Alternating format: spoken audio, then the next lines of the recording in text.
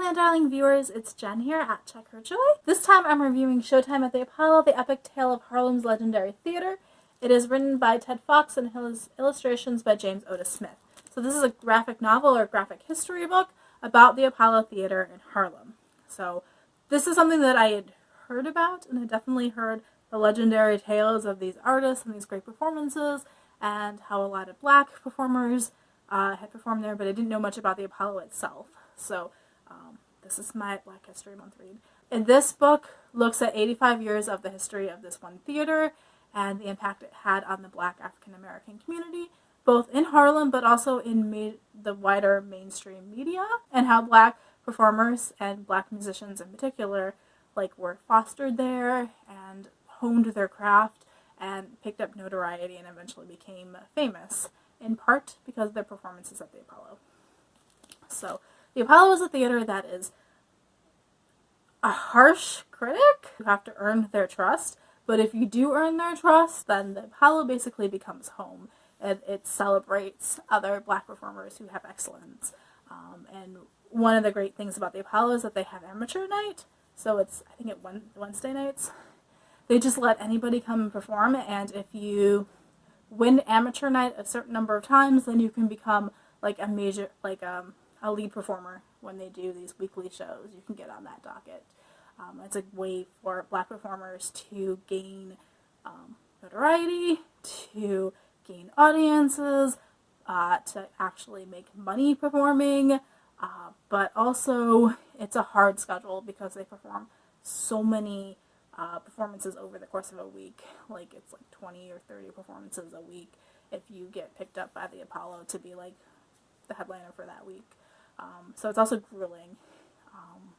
And so it's this weird mix of pushing performers to be their best. Sometimes it pushes too hard. But most of the performers have this sense of the Apollo being home, especially in times before integration when things were separate, and just having a place that was theirs and a place where they could actually perform and be celebrated for their blackness and their talent at the same time, and be in community with other performers.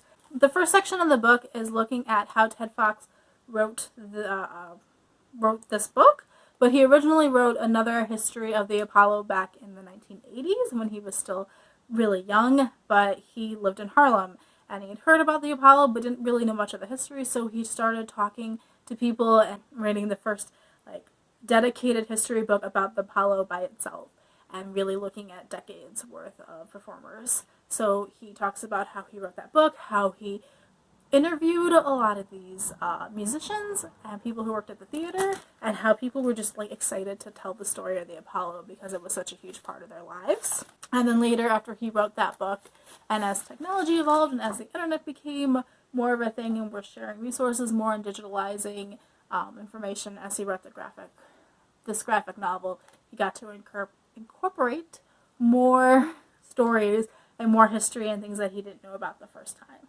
So the actual writing of this book was kind of interesting. But the centerpiece is still the theater of the Apollo and the Schiffman family that ran it and picked the talent that was going to perform and set the schedules. There is so much happening in here that a lot of it just feels like we're name dropping. But a lot of the groups and performers that were name dropped were ones that I had heard of. So he's talking about the Shirelles and Ella Fitzgerald, and these are people that I know and I've listened to. I grew up listening to these artists, so I know who they are. It talks about James Brown and the Jackson 5 first performing at the Apollo, and so some of them get longer introductions than others. Some of them only get a panel of 2 mentions just because there's so much happening in 85 years and so many different performers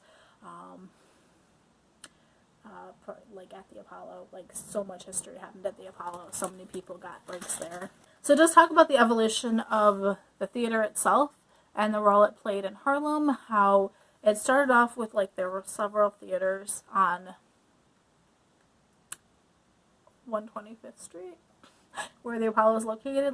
When it originally started in the 30s, it wasn't the only theater, and it wasn't called the Apollo originally. The Apollo was actually a show at one of the other theaters, but when that theater closed, they took that name and just renamed the Apollo Theater to be the Apollo. So the first major part of history we're exploring is the era of the 1930s and the swing age, and where it's really a vaudeville theater.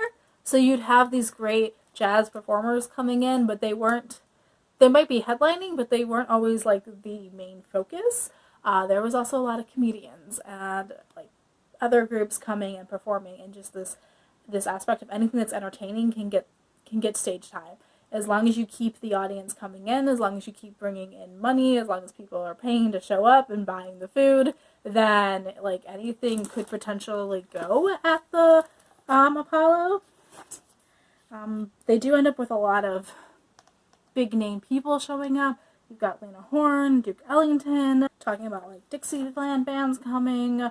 There are people who made it into like movies later. It also talks about the way that the Schiffman family picked talent and cultivated it. The really stressful, grueling pace they would be on. If they weren't on stage, they were basically in the basement also rehearsing their act and practicing.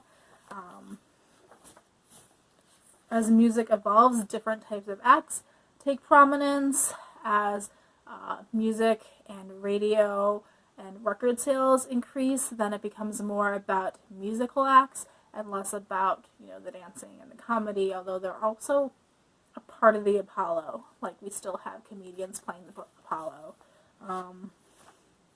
There is stories in here about people like Elvis Presley going to the Apollo and being influenced by the dancing style and like the hip thrusting.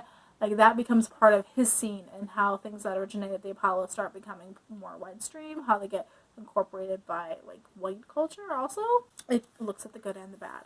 So there's a lot going on. It talks about the heyday in like the 60s, like I think the 40s to 60s are really like when the Apollo is really big news, how it starts completely selling out as it gets later into the 60s and into the 70s. But also when integration happens in the 60s, the importance of the Apollo as like this one place where African Americans could perform becomes less, and so the theater does start to decline. There's also a lot of race rioting throughout its history, and the Apollo is usually one of the places that, even if the rest of Main Street Harlem, 125th Street, gets attacked and shut down, usually the Apollo, because of the place it keeps in Harlem's heart, that it manages to be left untouched. Or we have groups like defending the Apollo and creating like a barricade, like, don't touch this theater, this is ours. So it's also looking at the race outside of the Apollo and what's going on in the history. Some of the race riots there, that kind of stuff. It does take the historical context of what's happening in the rest of the world outside of it. We see firsts about people showing up in movies in like the 30s and how African Americans are portrayed in that, how the Apollo is shifting and changing their acts. Some of the very first comedy acts wore blackface. Even though they were even already African American, they would make their faces even darker to play up the comedy, and how that comes into a culture clash later in like I think the 40s or 50s or something. There's like this clash between the new comedians who are like, guys, stop doing that. You don't need to do that. It's a kind of offensive. Like, oh, you're already black. You don't need to be blacker. You don't need to play this up. You don't need to like get laughs from that. The most interesting part was when we got to the 60s and there was like band after band that I had heard of, because I grew up listening to the oldie station, and Motown bands and also the Atlantic record bands, and how like the two of them were also competing, and how that played into the Apollo, how they would do entire shows just centered around Motown or just centered around the Atlantic. It talks about like how James Brown recorded a live performance there and how that really sets up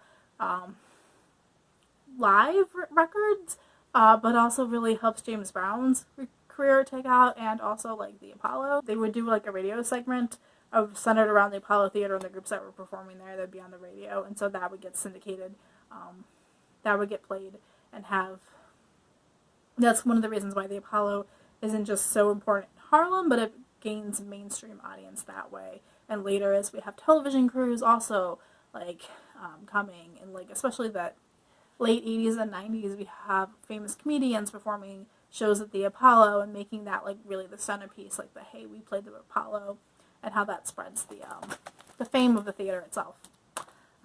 There is so much happening, guys. There is no way I could possibly hit on all of this in like a 10-15 minute video. It talks about the evolution of these different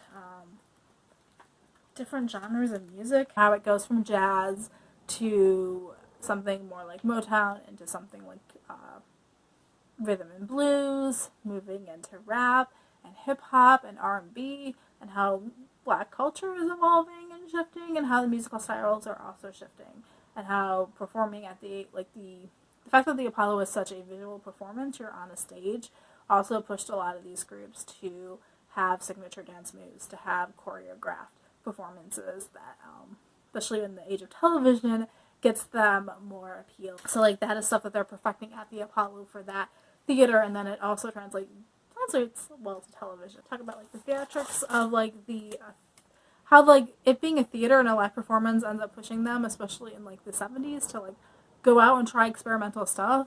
How that translates into television and these touring acts. It also talks about how when things started integrating and as these larger groups got to perform at bigger audiences and bigger stages, how that was contributing to the fall of the Apollo, because they didn't need to perform in a theater that had such a small maximum audience. Like you can only fit so many people in the Apollo as opposed to Madison Square Garden. And like these giant like ballparks that we have now, like they can hit larger audiences, so having like this wasn't always lucrative to them. But also how a lot of these performers would do like a week at the Apollo out of like deference to where they came from and their past. So you have groups like James Brown, even when he doesn't need to play the Apollo, was still coming back and playing it because it was such an important part of his career. There's so much happening in this book. So much history. So much stuff happened in the Apollo. It's 85 years. A lot of really big names played there. My favorite was when we got to look at one particular artist for a second. Yeah, so like this page is Moms Mabley developing her comedy act and how that developed. And the more time we got to spend on particular people and getting to know their stories was more interesting to me than some of the things where we're just like, there's so much happening, then it's more about the general Apollo. The art style is very monochromatic. It's mostly just black and white with just blues and purples, which is a cool take to it. What else do you need to know? Sometimes, because there's so much happening, though, it was hard to follow which panel was supposed to go next.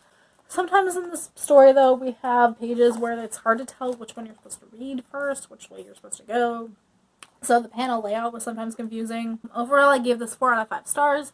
I really enjoyed it. I definitely enjoyed reading it in a graphic format than I would have enjoyed sitting down and reading a history book about all of this, getting to see the art and the performances, getting to see things like the costumes. If you're interested in the history of the Apollo or the history of music or African American culture, I definitely recommend this.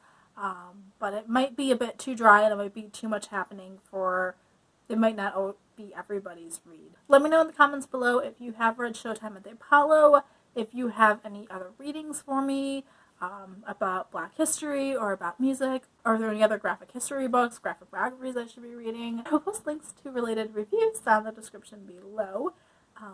Yeah, so peace out. I love you guys and keep reading. Bye.